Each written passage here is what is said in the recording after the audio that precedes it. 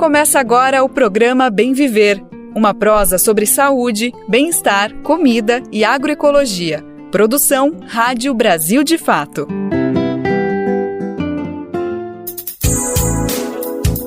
Olá, hoje é segunda-feira, dia 4 de março de 2024. Bem Viver tá no ar.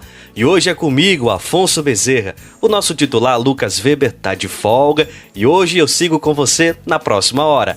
Alguns temas em pauta de hoje são jornalismo, agroecologia, meio ambiente e música. Então, bora nessa com os destaques da edição de hoje? Conversamos com Sanara dos Santos, do Núcleo É Nós, sobre jornalismo, diversidade, representatividade e inclusão. Assentamento do MST é referência em cursos de formação agroecológica no Rio Grande do Sul. Vamos conversar também sobre a instituição do Estatuto da Pessoa com Transtorno do Espectro Autista, lá no Ceará. Movimento denuncia vazamento de tóxicos em Distrito Industrial de São Luís, no Maranhão. No Mosaico Cultural, você vai conferir por que a arte é tão importante na luta pela reforma agrária. Essas são algumas das muitas notícias que você confere a partir de agora. Gente, essa semana que está começando agora é muito especial. Não sei se você reparou, mas no finalzinho dela, já na próxima sexta-feira, é dia 8 de março. Ou seja, uma daquelas datas que já falam por si, o Dia Internacional de Luta das Mulheres. Ao longo de todo este mês, a gente vai abordar esse tema de diferentes perspectivas. Mas nesta semana, vamos dar um peso especial para digamos, esquenta para essa data. E para dar um pontapé mais que especial, temos agora uma entrevista com a jornalista Sanara dos Santos. A gente está comemorando junto com ela uma conquista muito importante que aconteceu agora, em 2024. Eu até arrisco dizer que não é uma conquista só para ela, mas para o jornalismo e para o Brasil. É que Sanara, minha gente, assumiu a direção do Núcleo É Nós. Esse é um laboratório que trabalha para impulsionar diversidade, representatividade e inclusão no jornalismo brasileiro. Quem conversou com ela foi Lucas Weber e a gente confere agora. Eu quero primeiro te cumprimentar, Sanara, obrigado por conversar com a gente. Vai ser um prazer falar contigo, viu? Eu que agradeço o espaço e o convite para poder dividir um pouquinho da minha experiência e celebrar junto com vocês essa nova fase da É Nós. Eu acho que o Brasil tem que comemorar, o jornalismo tem que comemorar, porque você se tornou a primeira diretora trans, negra e periférica de uma organização de jornalismo do Brasil. É aquele tipo de fato que a gente olha com muita alegria, que importante esse passo acontecendo, mas ao mesmo tempo a gente é obrigado a olhar e dizer, gente, que vergonha que a gente está em 2024 e está começando a comemorar coisas que, enfim, que não necessitariam ser comemoradas num país que a gente deseja, num país que a gente luta. Mas, de qualquer forma, queria te ouvir. Eu acho que é o momento de comemorar, né, Sanara? Eu acho que é importante as reflexões, mas a gente também tem que olhar que esses passos estão acontecendo e a gente tem que dar espaço, visibilidade para a importância deles. A gente tem que celebrar sempre toda a conquista, né? Toda a inovação que a gente consegue fazer, principalmente para nós, profissionais da comunicação e do jornalismo, né? Que tem essa missão, né? De representar também, né? O povo brasileiro e as diversidades que existem no Brasil.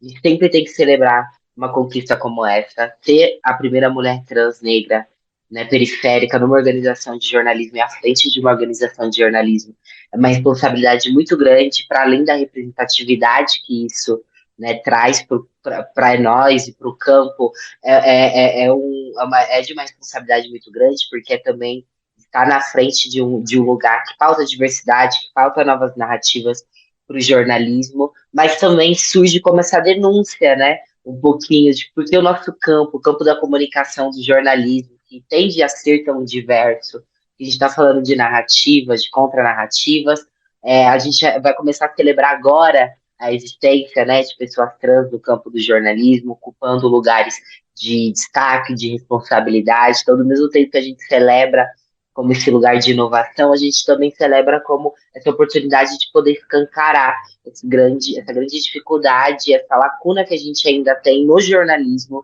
em relação às pessoas trans. Ótimo, ótimo. Obrigado por trazer uma introdução que eu acho que já conseguiu preparar uma boa cama para a gente poder ir conversando sobre várias questões que você trouxe.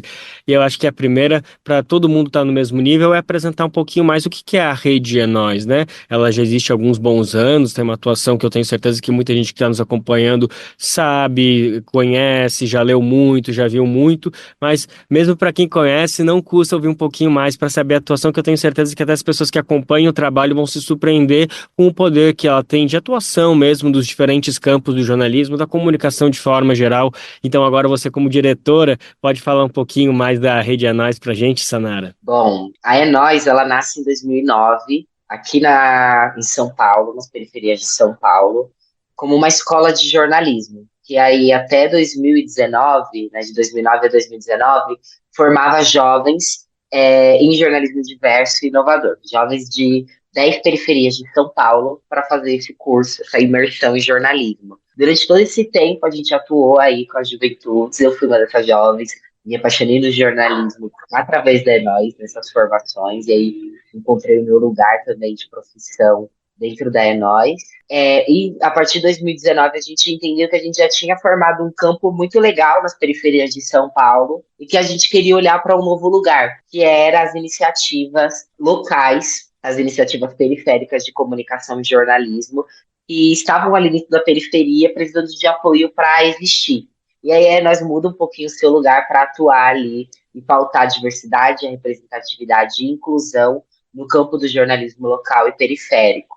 Então, a gente trabalha hoje com formações, projetos, editais voltados para o jornalismo local. A gente costuma dividir em CNPJ, que é Organizações de Jornalismo, e CPFs, que são jornalistas que estão cobrindo suas periferias, né? Com alguns projetos, eu acho que um dos projetos que tem mais destaque da É Nós é o Prato Firmeza, que é o nosso guia gastronômico das periferias, né? O primeiro guia gastronômico que mapeia iniciativas de comida nas periferias. A gente já mapeou bastante São Paulo, a gente lançou no ano passado a primeira edição voltada para o Brasil, que fala sobre alimentação, sobre essa diversidade e o poder que a comida tem, né? De unir culturas e unir pessoas dentro das periferias, como faz pessoas sobreviverem. Então, é um dos projetos mais bonitos que a gente tem, que ajuda várias iniciativas de jornalismo a sobreviverem, porque esse projeto ele é feito em colaboração, então aí nós desenvolve o projeto, mas chama outras iniciativas de jornalismo espalhadas pelo Brasil para produzir junto esse guia gastronômico. Então, também tem esse campo, né, de atuar junto com organizações de jornalismo, de distribuir renda, e uma produção que vai falar sobre alimentação, sobre cultura alimentar do Brasil, que é extremamente importante. Então, nós hoje é mais ou menos isso, e a gente tem essa rede aí, que foi sendo juntada durante esses 15 anos.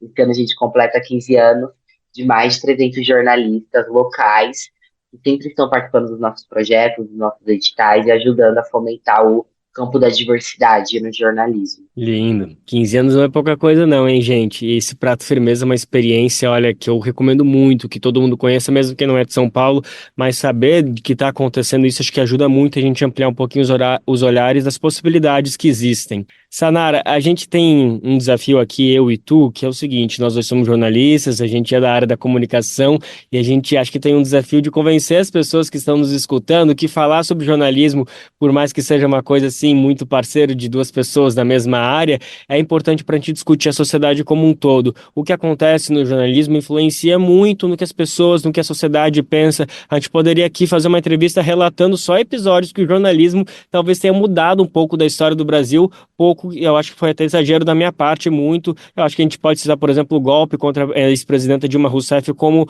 um caso exemplar de como o jornalismo atuou muito para que algo acontecesse, para que se entendesse aquilo como algo natural, normal, e até hoje a gente tem dificuldade, apesar das pessoas que atuaram para aquilo acontecesse já terem até admitido, de certa forma, que aquilo tudo foi conduzido para acontecer o que aconteceu.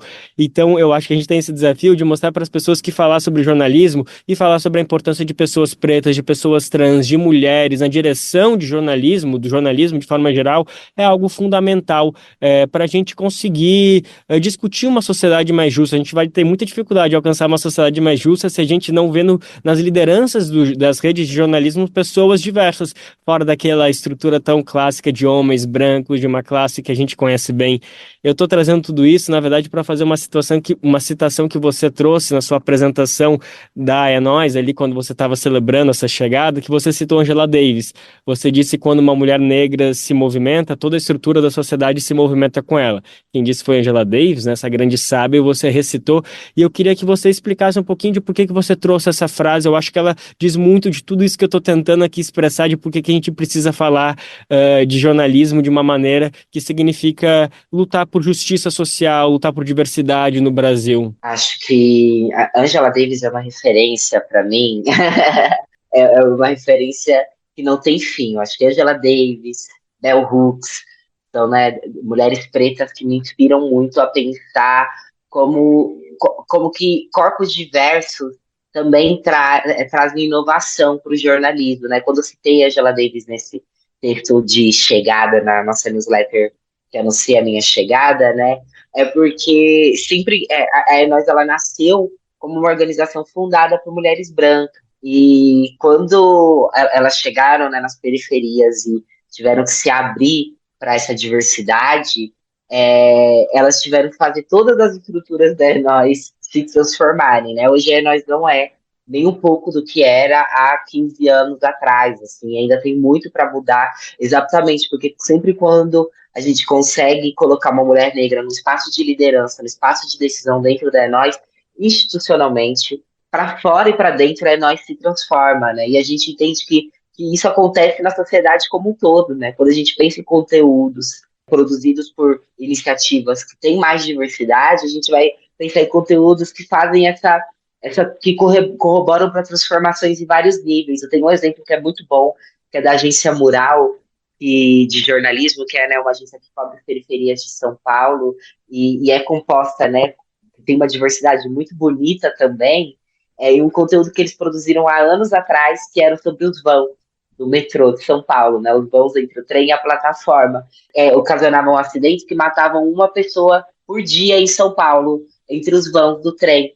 E que talvez, para quem não pega metrô, isso não é importante, mas para o público da Mural, que é de pessoas periféricas, que para circular em São Paulo, para trabalhar, pega o metrô, era uma pauta de transformação, que geraria transformação, e gerou, né? Se criou uma política de realinhamento dos trens em São Paulo, porque essa política não existia até essa denúncia da Mural, que olhou a sua diversidade, que é a periferia, né? Então, a produção do meu conteúdo vai olhar porque as pessoas periféricas precisam, e o transporte de qualidade é o que nós que moramos nas periferias de São Paulo precisamos, né? Principalmente numa cidade tão grande assim. Então, gerou uma transformação que está no... Né, eu sempre penso, né? A transformação do jornalismo tem vários níveis. Tem o nível local, né? O nível estadual e o nível nacional, né? Vai até cooperar para um golpe e para normalizar um golpe, como também cooperar para que aconteça uma política de realinhamento dos trens que vão salvar vidas de São Paulo, de trabalhadores e trabalhadoras de São Paulo, né? Então, quando a gente está falando de um jornalismo que é composto por pessoas diversas, a gente está falando desse jornalismo que vai olhar para o golpe, mas que vai olhar também para os trens desalinhados em estações nas periferias de São Paulo, e vai olhar, né, para a importância da cobertura, por exemplo, da pandemia, né, nas periferias, a importância de colocar carros de som na rua para comunicar sobre cuidados básicos de saúde durante a pandemia, sobre distanciamento social, enquanto outras mídias estavam olhando para outros lugares. Então, a diversidade ela é importante exatamente para a gente cumprir o papel do jornalismo com respeito e com a qualidade que ele precisa, com a profundidade que ele precisa, né? Olhando desde o problema que está dentro daquela periferia ao problema que está no Brasil, que é nacional, e que muitas vezes o problema nacional é o reflexo do problema local, né? E a diversidade, ela ajuda nisso. Tem um jornalista, por exemplo, que não mora do lado da redação, né, do lado da Folha de São Paulo, por exemplo, e que vai precisar se deslocar para a cidade para chegar até ali, ele vai ter outras experiências do que é a cidade de São Paulo, de uma pessoa que mora do lado da Folha, que mora do lado do UOL, isso é real, né? Como a gente vive a cidade. Então a diversidade ajuda a gente a escrever com mais profundidade e respeito. Eu acho que tem a gente faz um trabalho muito importante para a sociedade e que isso exige muito respeito, né? Muito cuidado, muito com o nosso trabalho ali, né? E quanto mais diversos somos, quanto mais abertos à diversidade estamos, melhor a gente consegue exercer o nosso trabalho, porque a gente consegue ver as camadas da sociedade com mais profundidade, né? E com mais empatia. Maravilhosa, perfeito. Eu acho que assim, a diversidade ela tá exatamente tem que estar presente em qualquer profissão, mas como você estava explicando também, se ela não faz parte do jornalismo, a gente talvez não tenha jornalismo, né? E eu falo aqui, eu compartilhando um pouco do que a gente aprendeu ao longo de alguns anos estudando, se dedicando na prática, a gente chega a essa conclusão simples: se não tem diversidade, talvez a gente não esteja fazendo jornalismo, a gente esteja reproduzindo coisas que algumas pessoas querem que a gente reproduza, mas a gente não está realmente falando do que as pessoas precisam e querem saber. Sanara, a nossa conversa está chegando já ao fim, mas tem uma pergunta muito importante que eu quero trazer. Esse movimento que a Enóis fez, está fazendo, que você disse muito bem, né? Começou como uma rede super fundamental, fundada, articulada por mulheres brancas, que já diz muita coisa, mas agora está fazendo esse movimento transgressor fundamental de colocar outras figuras, de aumentar muito mais a diversidade, de trazer mais impacto.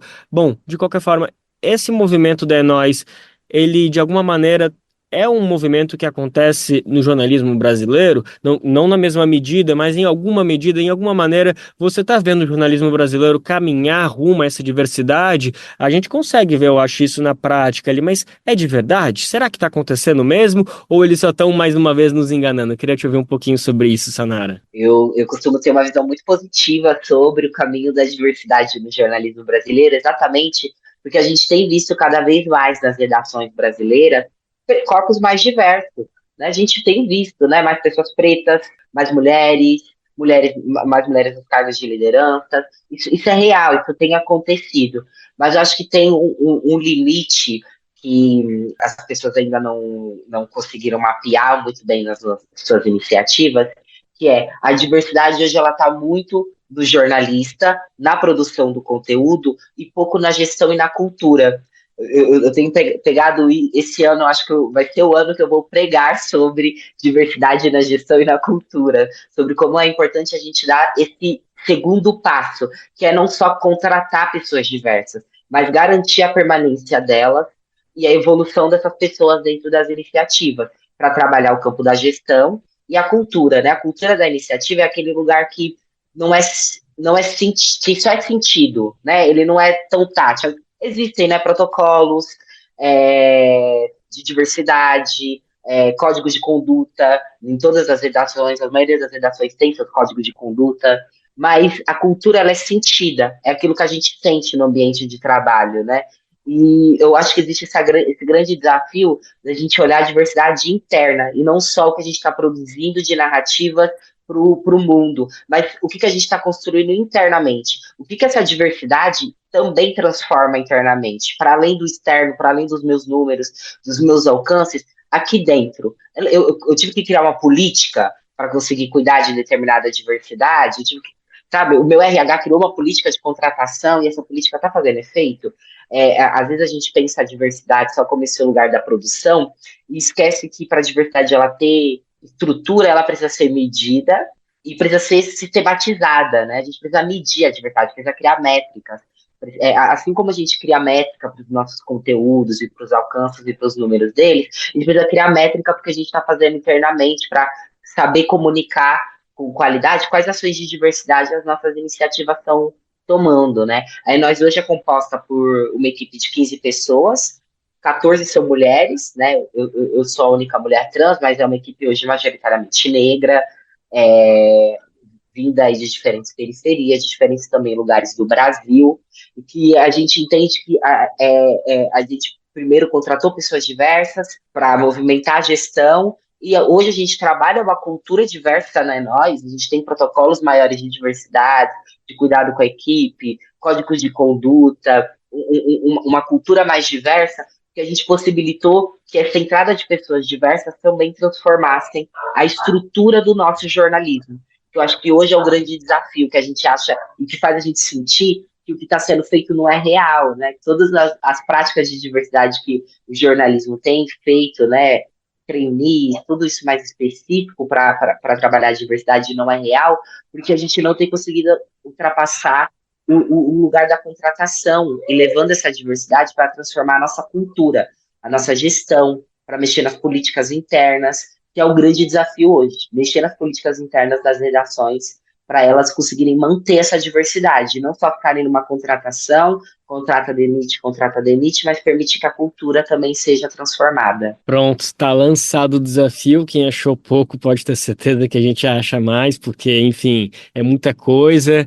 E você citou agora sobre diversidade regional, que a gente quase não falou, e é outra coisa fundamental que a gente precisa, né, tirar essa história de que as notícias se produzem no Rio de Janeiro e São Paulo, nesse eixo sul-sudeste, né?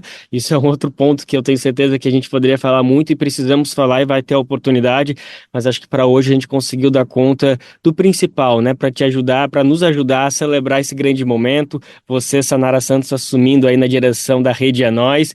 E eu queria então mais uma vez agradecer a disponibilidade, foi ótimo conversar contigo, e a única coisa que eu posso dizer é que a gente vai voltar a conversar sim ou sim. Ai, com certeza, estou super ansiosa e vou ficar muito feliz de ser chamada para conversar mais com vocês.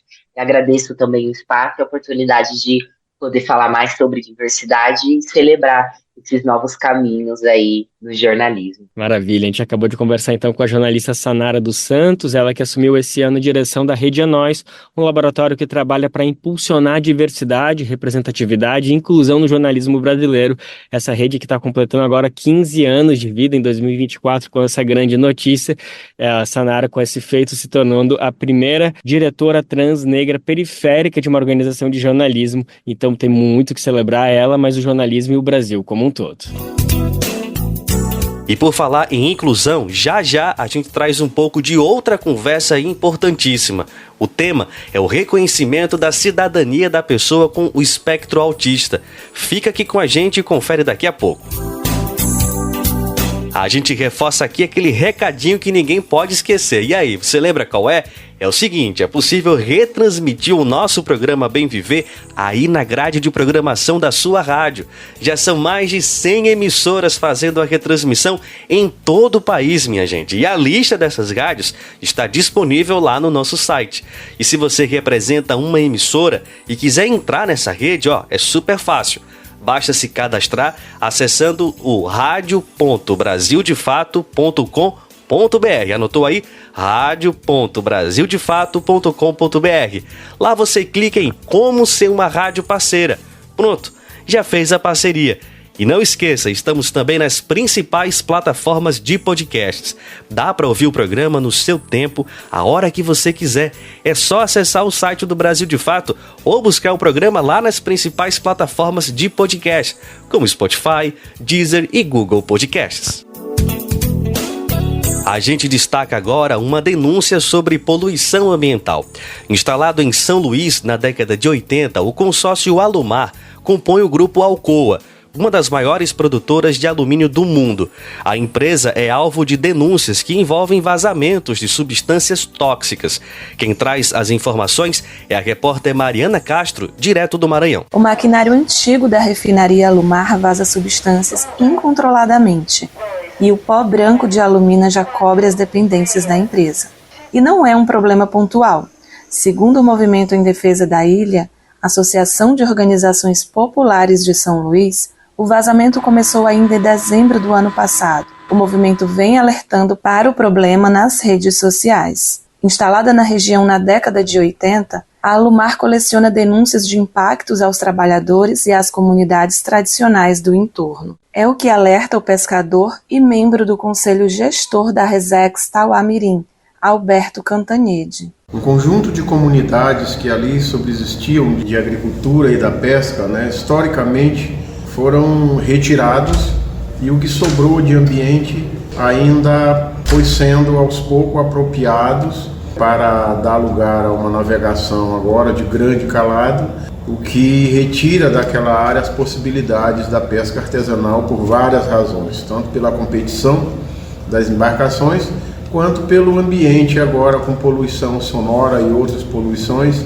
A agricultura, que era a outra fonte de renda e subsistência das populações tradicionais naqueles territórios, também foram de uma vez só ocupada numa dimensão enorme, próximo de 10 mil hectares, para dar lugar à fábrica e aos lagos de rejeitos. Alberto Cantanhede é conhecido como Beto do Taim, em referência a uma das comunidades atingidas pelos lagos de rejeitos da empresa.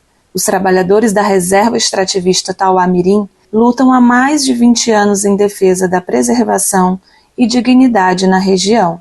Ele viveu os tempos de fartura das comunidades, onde prevaleciam a pesca artesanal e a agricultura familiar, e acompanha as denúncias com preocupação. Agora, sabe-se descartes de rejeitos, tanto de esgotamento sanitário da fábrica dentro do rio, quanto informações de que a própria fábrica em si, a própria estrutura da fábrica, pelo tempo de uso, começa a ter vazamentos de produto que não conhecemos, que não sabemos quais as consequências. O município já cedeu tudo que pôde ceder em termos de território, em termos de espaços para os grandes empreendimentos, então a população também reivindica o direito de permanecer onde está historicamente, na ilha de Upuauaçu.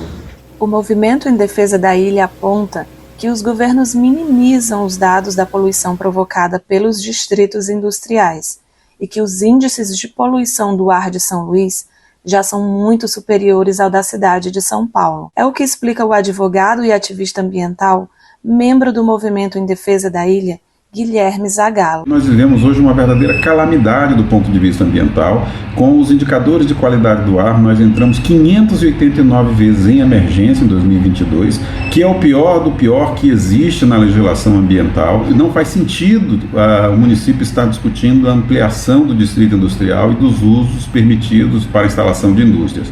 Além disso, estudos científicos produzidos pelas universidades públicas do nosso estado mostram que nós temos hoje contaminação das águas e da fauna aquática da Baía de São Marcos, peixes, caranguejos, siris, ostras, sarnambis, e isso tem um impacto potencial de contaminar toda a população da ilha de São Luís e dos municípios que ficam no entorno da Baía de São Marcos com metais pesados, sobretudo pela queima de 1,5 milhão de toneladas de carvão mineral a cada ano pelas indústrias que já estão instaladas em São Luís. 2 processos estão em andamento no Ministério Público nas esferas estadual e federal, e o movimento cobra agilidade nos planos de fiscalização e contenção da poluição. É o que explica o advogado Guilherme Zagalo. É urgente que o poder público intensifique as ações de fiscalização, falo aí SEMA e IBAMA, em relação a essas atividades industriais, que elaborem aí planos para controle das emissões. Nós precisamos retornar a níveis de normalidade, ou seja,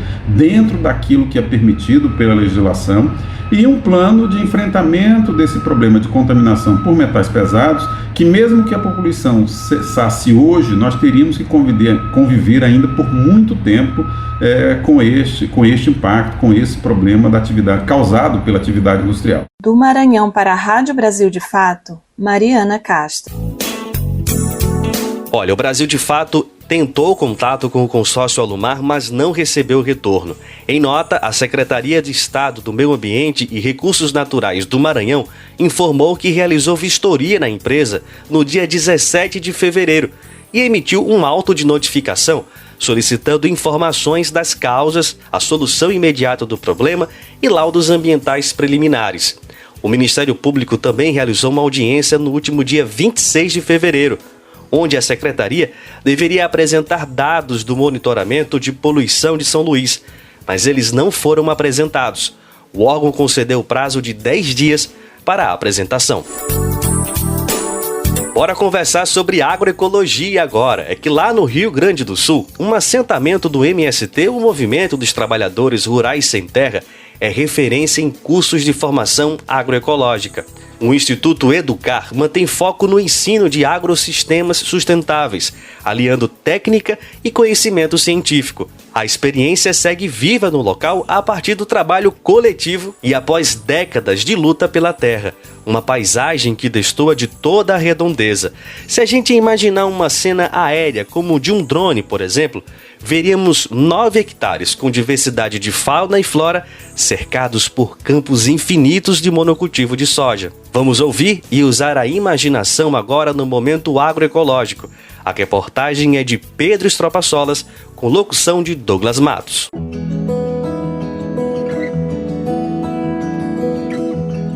Momento agroecológico.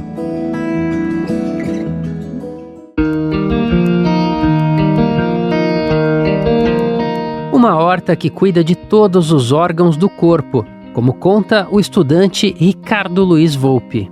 A gente tem os horários e aí cada órgão do corpo humano que vai ser melhor de tomar o chá nesse horário, né, que vai fazer mais efeito.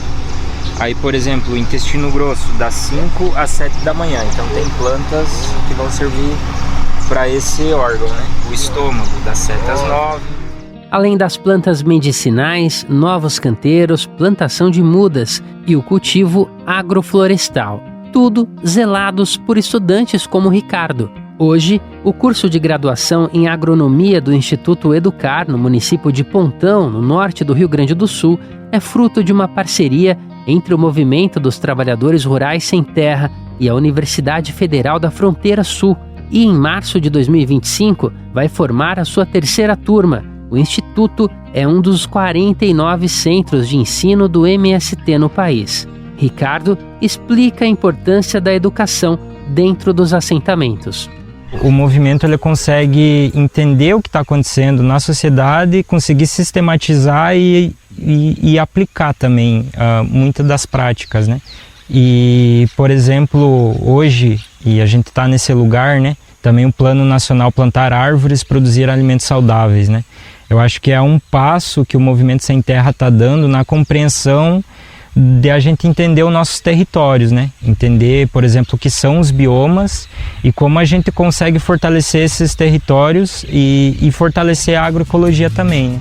Construir agroecossistemas sustentáveis, aliando técnica e conhecimento científico, é um dos objetivos desses futuros engenheiros agrônomos engajados na luta popular. É o caso, por exemplo, de Daniel, atingido pelo rompimento da barragem da Samarco, em Mariana, Minas Gerais, em 2015. Assim como ele, muitos estudantes do Instituto Educar vêm de outros assentamentos e regiões do país e levam, depois de formados, o conhecimento para ser aplicado em seus territórios. O Instituto ele não é somente uma escola de passar para nós o conteúdo acadêmico, né? Porque aqui nós temos uma diversidade, né? De educandos, de professores de várias localidades, então há vários saberes, né? Então consigo a gente estuda esses vários saberes, vai enriquecendo a nossa bagagem e leva para as nossas bases, né? Na intenção de tentar desenvolver trabalhos, organizações ali coletiva em prol de um patamar, de um sistema mais diferenciado do que está hoje colocado para nós na sociedade, né? Então o Instituto ele trabalha muito bem, né? Essa questão política, essa questão da classe social, dessas técnicas, né, que desenvolve aqui, que as técnicas voltadas agrárias, né? Então é um enriquecimento total. Então isso para mim é uma bagagem assim extremamente essencial como agrônomo futuramente. A formação de jovens iniciada em 2005 dentro do Instituto Educar, com o ensino técnico em agropecuária com foco em agroecologia, é parte da transformação protagonizada pelos assentados que vivem na área da antiga fazenda Anoni, em Pontão. Após décadas de luta e aposta no trabalho coletivo, o antigo latifúndio, com mais de 9 mil hectares, é um dos primeiros ocupados na história de 40 anos do MST, e se tornou um celeiro da produção de alimentos no noroeste gaúcho, destoando dos campos infinitos de soja ao redor, como explica a professora Salete Campigoto. O Instituto Educar, né, e outros centros de formação do Movimento Sem Terra estão fazendo esse esforço né, junto com universidades, para nós ir construindo técnicas, para nós ir buscando espaço, para nós fazer pesquisa, para nós fazer experiência, para que possamos nos apropriar desses conhecimentos, né, e dessas tecnologias para a gente poder produzir, sim, alimentos saudáveis, né? Então, seja em soja, seja em milho, seja em hortaliças, seja em frutíferas, né? O que ajuda a gerar alimentação. Salete Campigoto iniciou a trajetória como educadora no movimento ainda como acampada no início dos anos 80. Coordenadora do Instituto Educar, ela conta que os princípios da agroecologia já eram ensinados para as crianças lá atrás, em 1984, nas salas de aula. A gente trabalhava com várias alternativas em agroecologia, então uma delas era o baculovírus para resolver o problema da lagarta que comia a folha da soja. Então, uma das atividades no turno inverso das aulas, né, com os alunos, a gente ia colher as lagartas contaminadas pelo baculovírus. Já era um trabalho para a nossa associação e, ao mesmo tempo, um aprendizado, né, deles para a agroecologia, para o respeito à terra. Então, eu acho que isso, para mim, foi algo que marcou muito, né, na minha vida profissional, ali nas séries iniciais e nos anos de 83, 84. Além da diversidade de alimentos produzidos nos 7 assentamentos dentro da Anone e nas cooperativas, os camponeses também se destacam pelos experimentos para produzir soja não transgênica e orgânica. É um sinal de que há uma solução coletiva para o enfrentamento ao domínio do agronegócio na região, como explica Mário Liu, da Coordenação Regional do MST no Rio Grande do Sul. Hoje não basta distribuir terra para criar pequenos produtores de soja. Não é mais isso. Lá em 85 se justificava pegar uma terra improdutiva para produzir soja. Hoje não justifica mais. Hoje a sociedade não ganha com isso. A professora Salete completa. O que precisa hoje é investir conhecimento nessa área. Hoje os recursos são todos investidos para o conhecimento na transgenia, né, na alta tecnologia, algo que não temos acesso. Agora, nós precisamos sim ir construindo tecnologias para nós produzir, né, de forma saudável. Não é contra a soja, que a gente a soja é um produto também importante, só que ela precisa ser um produto saudável. Da Rádio Brasil de Fato, com reportagem de Pedro Estropaçolas, no Rio Grande do Sul. Locução, Douglas Matos. Custa nada lembrar, para conferir outras experiências do quadro Momento Agroecológico, você vai em radio.brasildefato.com.br. Chegando lá, é só procurar o ícone do Momento Agroecológico. Se alimentar como um ato político e comida sem veneno? O Armazém do Campo reúne as duas coisas com a agricultura familiar orgânica e agroecológica dos assentamentos da reforma agrária. São várias lojas espalhadas pelo Brasil com produtos do Movimento Sem Terra, MST, além de atividades culturais, cafeteria e almoços coletivos. Encontre o Armazém do Campo mais próximo de você pelas redes sociais e venha! Traga sua família e amigos para conhecer um novo jeito de comer bem.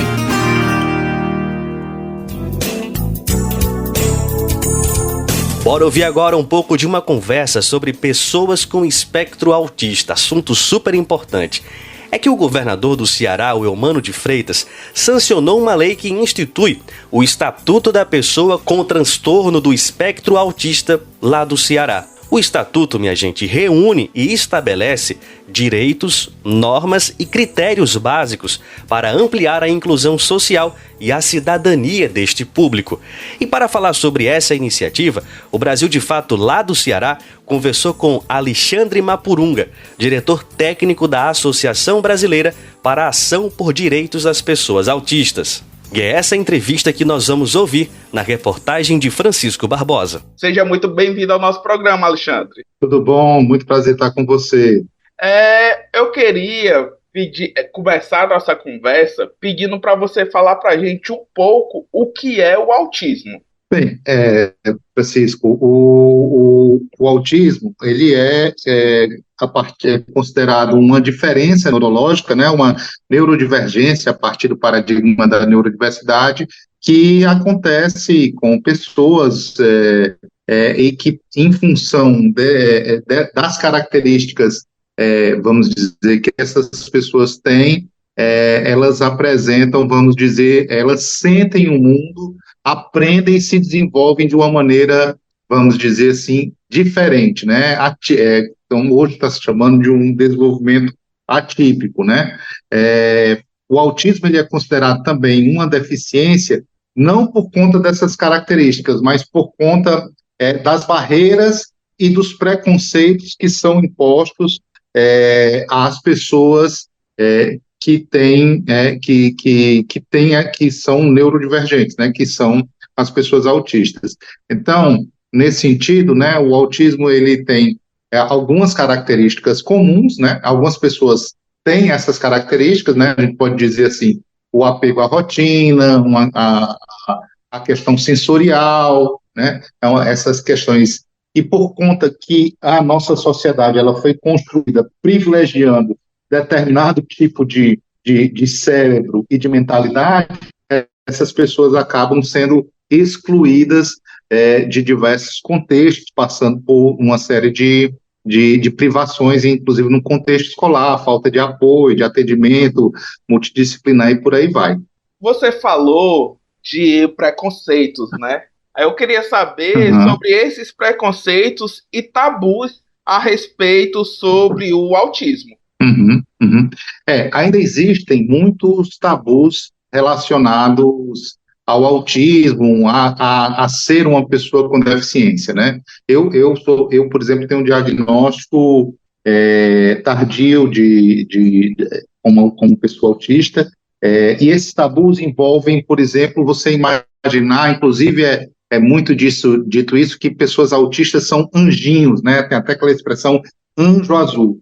Isso implica que a pessoa não desenvolve, vamos dizer, sua autonomia, sua sexualidade, às vezes não tem capacidade de trabalhar, de ter uma vida, vamos dizer, com autonomia, e isso está implicado a partir de um preconceito que a gente denomina de capacitismo, né, que tem a ver com essa, vamos dizer assim, com essa imposição de uma normalidade que a nossa sociedade tem. Então, como a pessoa ela é diferente, ela acaba sendo prejudicada sem os apoios que a gente, de fato, necessita, entendeu? Então, hoje em dia, as pessoas autistas, elas passam por esses tipos de situação, né? Quer dizer, há uma visão, né? A própria visão que se tem do autismo ainda, apesar de estar melhorando, ainda é uma visão muito estigmatizada, e por conta dessa visão estigmatizada, você tem dificuldades de se recorrer aos apoios no ambiente de trabalho, na escola, e da sociedade oferecer, vamos dizer assim, um acolhimento que nós precisamos. Também tem uma outra situação que também é decorrente disso, que as pessoas autistas, elas não são só autistas, né? Ninguém é só uma coisa na vida. Você é uma pessoa autista, você também é mulher, você também é preto, você também tem uma orientação sexual, e aí essas condições, se elas se interseccionam, ou seja, se você é uma pessoa autista, e você é uma pessoa, e aí tem uma condição de ser trans, isso vai ter vamos dizer, uma intersecção que vai além da transfobia, você vai sofrer o capacitismo, e isso vai afetar a sua vida de uma maneira muito mais potente, né? Assim, vai ampliar o preconceito que você sofre. E quais são os caminhos que a sociedade, né, como um todo, pode tomar para reverter essas situações? Olha, eu acho que a nossa sociedade, ela tem caminhado, assim, a gente tem dispositivos como a Convenção sobre os Direitos da Pessoa com Deficiência, a Lei Brasileira de Inclusão, né, a luta pelo protagonismo das próprias pessoas autistas. A gente tem caminhado para este reconhecimento cada vez maior da cidadania das pessoas autistas e do direito de viver e ser incluído na comunidade, né? Por exemplo, hoje em dia não se questiona mais se uma pessoa autista deve ou não estar na escola, né? Mas há um tempo atrás, você podia simplesmente não aceitar aquela pessoa na escola porque ela era autista.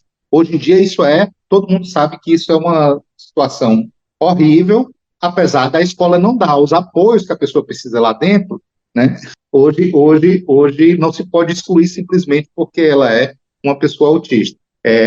Então a gente ainda tem muito o que fazer, muito o que avançar, mas a gente já avançou bastante. A gente não tem mais aquelas pessoas vivendo, quer dizer, ainda deve existir, né? Mas não estão mais vivendo predominantemente no fundo do quintal, no fundo de uma rede, né? A gente tem o direito a recorrer às políticas públicas, e eu acho que é isso que a gente deve fazer, né? Consciência de que aquela pessoa tem não é por você ser autista que você tem nenhum direito a menos, você tem todo o direito que todo cidadão tem de ter acesso a todas as políticas públicas.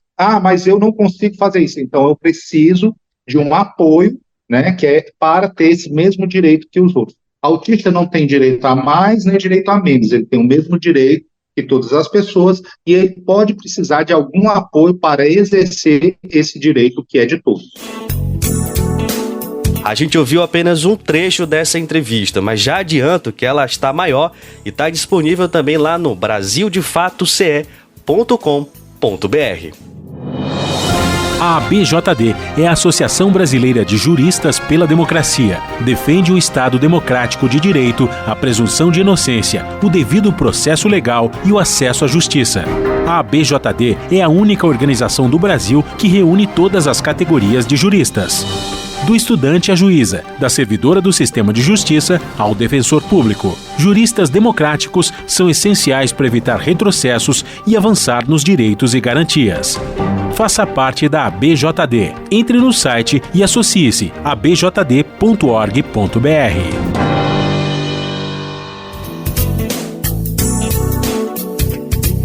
A prosa agora é sobre ciência, que um pesquisador brasileiro descobriu um corpo celeste que pode ser um novo planeta.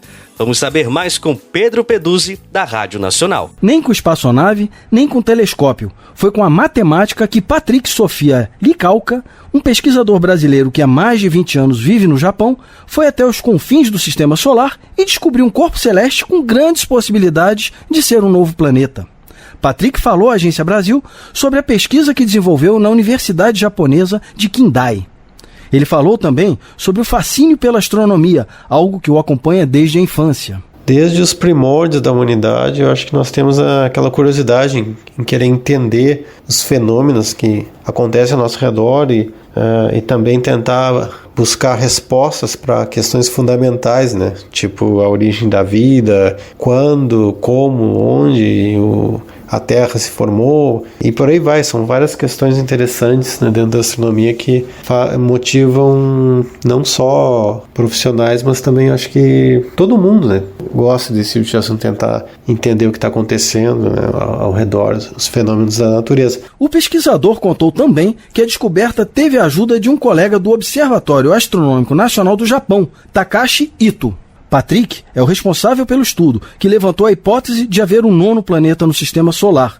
Após a reclassificação de Plutão, que deixou de ser planeta e passou a ser um planeta anão, o Sistema Solar passou a contabilizar apenas 8 planetas: Mercúrio, Vênus, Terra, Marte, Júpiter, Saturno, Urano e Netuno. Além de planetas, existem também outros objetos no Sistema Solar, tais como asteroides, cometas, meteoroides e luas. Entre as órbitas de Marte e Júpiter existe o cinturão de asteroides, que como o próprio nome diz, é onde se concentra a maioria dos asteroides. Além da órbita de Netuno, existe um outro cinturão chamado de cinturão de Kuiper. Nessa região existem muitos objetos que são chamados de objetos transnetunianos. Talvez o membro mais famoso deles seja Plutão. Para se ter uma ideia da distância deste ainda hipotético planeta dentro do Sistema Solar, é necessário entender que a medição adotada pelos cientistas é a de unidade astronômica. Cada unidade dessa corresponde à distância média entre o Sol e a Terra, ou cerca de 150 milhões de quilômetros. A distância do Sol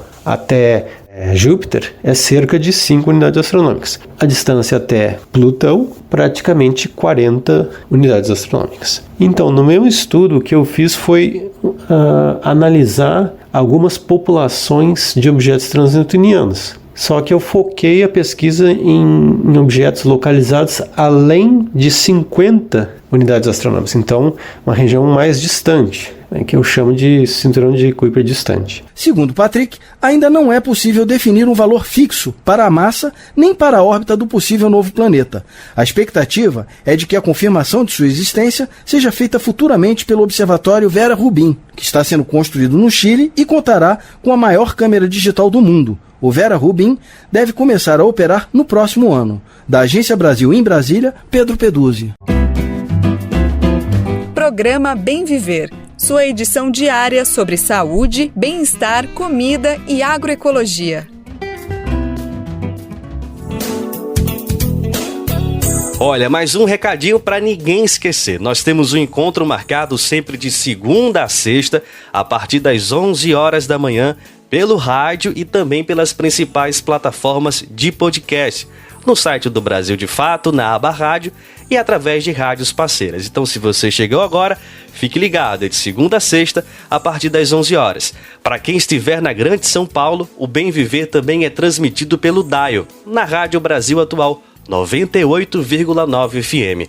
Para o mundo inteiro, nós estamos na internet, na nossa rádio web, no site radio.brasildefato.com.br. E para ouvir quando você quiser, tomando um cafezinho, a caminho do trabalho, da academia, é só acessar o site do Brasil de Fato ou buscar o programa nas principais plataformas de podcast, como Spotify, Deezer e Google Podcasts. Você adora ler, ama livros e gostaria de entender melhor o nosso país? Imagine receber todo mês um kit com um livro e um dossiê que te ajuda a entender a nossa sociedade hoje, por um preço baixinho e com frete grátis para todo o Brasil. Este é o Clube do Livro da Expressão Popular. Para saber mais, acesse o site expressãopopular.com.br e escolha seu plano. Assine agora! Expressão Popular. 20 anos na Batalha das Ideias.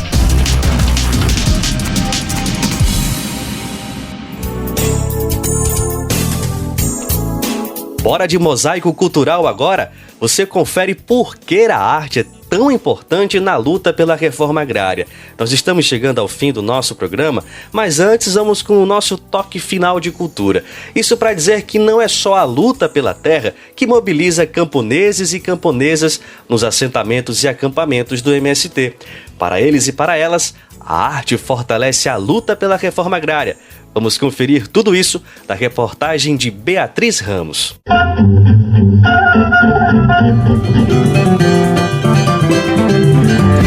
Mosaico Cultural, uma produção Rádio Agência Brasil de Fato.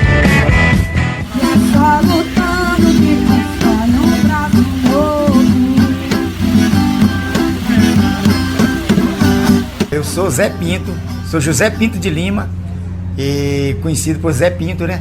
Sou tocador de viola caipira, sou compositor e sou cantador, né? O que a gente chama de poeta popular, né? Que tem esse compromisso de resgatar essa arte camponesa, no caso meu que sou camponês, essa coisa de trabalhar nossas raízes, a nossa resistência cultural camponesa. Essa luta é nossa, essa luta é do povo, essa luta não tem nossa, no braço novo. Aliar a cultura cultura artística com o fazer da agroecologia é parte do cotidiano de Zé Pinto. Ao saber que a beleza do seu canto. Desde 1986, ele é um dos principais criadores de canções do movimento dos trabalhadores rurais sem terra. O artista é um entre tantos que fazem parte do cenário da cultura camponesa, no qual a luta pela reforma agrária e pela sustentabilidade é intrínseca ao fazer arte. A gente acredita que ser artista é aquela pessoa, essas pessoas que se preocupam que o ser humano precisa se elevar enquanto ser humano. A gente está aqui para construir seres humanos e a arte cumpre um papel fundamental, porque quer levar o povo junto, quer construir o povo, quer preocupar com a educação das pessoas. Foi durante o Encontro Nacional de Violeiros do Brasil em Minas Gerais, em 2005, que Gue Oliveira começou a militar na trincheira, a partir da arte no MST, como ela disse. Quando a gente faz uma ocupação, a primeira coisa que a gente faz, a gente canta, né? E solta foguete e tal. E, então, assim, e o cantar, né, é uma forma de resistência, assim, do povo permanecer, né? Teve uma vez que nós estávamos no acampamento e aí o batalhão de choque começou a marchar para frente, né? E se formou e começou a marchar. E aí o nosso povo começou a fazer uma dança da resistência, assim, com as enxadas, com a foice. Foi um negócio assim maravilhoso, né? E aí para mim foi a prova, né, de que assim, como a arte e a cultura na luta, ela tem essa vitalidade, né? Ela mobiliza o que há de mais humano na gente. Foi bem te vi quem viu, foi bem te vi quem viu. A cultura camponesa, ela está intimamente ligada ao reconhecimento da relação ser humano-natureza.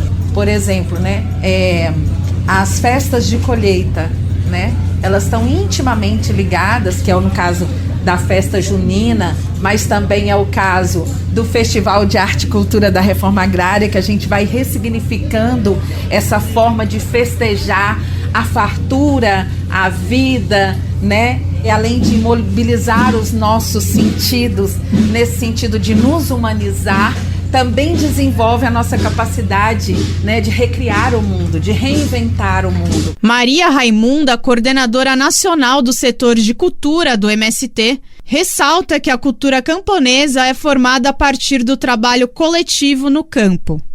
A cultura camponesa, ela entra numa disputa, num enfrentamento direto com o modo de vida do agronegócio, que impõe um monocultivo de plantio, né, de plantas do alimento, mas também é uma forma de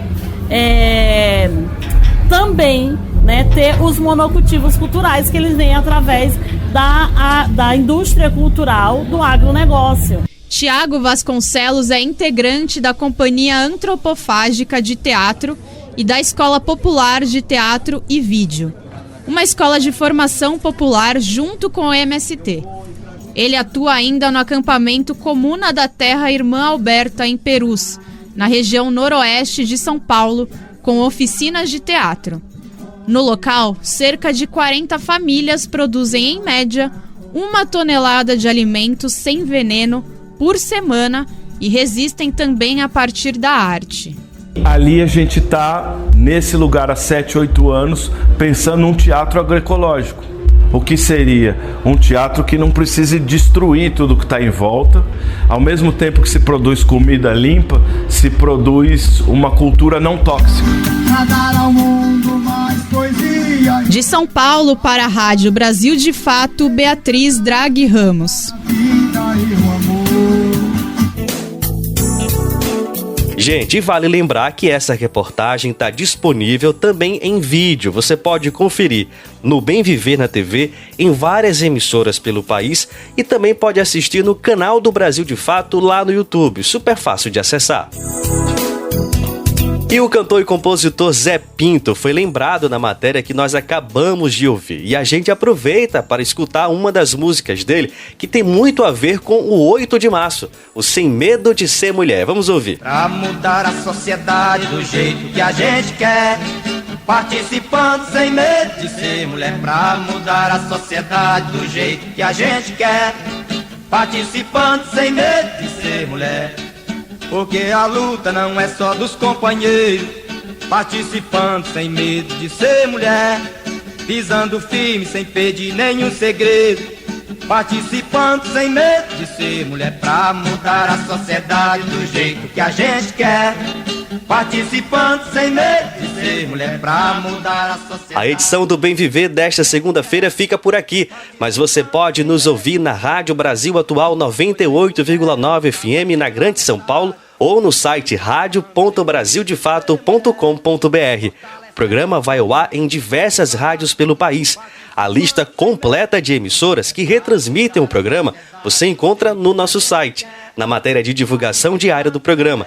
E aproveitamos para agradecer esses veículos por estarem com a gente aí nessa parceria. O Bem Viver também fica disponível como podcast no Spotify, Deezer, iTunes e Google Podcasts.